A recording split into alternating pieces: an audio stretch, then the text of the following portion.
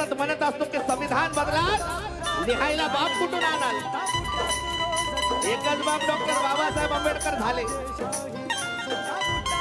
त्याच्यानंतर दुसरा असा महान नेता होऊ शकत नाही, कधीच होऊ शकत नाही भूतो ना भविष्यती. भीमराव एकच राजा, जगात गाजा वाजा.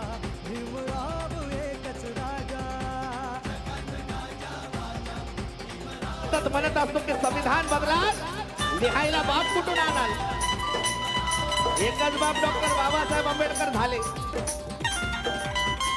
त्याच्यानंतर दुसरा असा महान नेता होऊ शकत नाही, कधीच होऊ शकत नाही भूतो ना भविष्यती.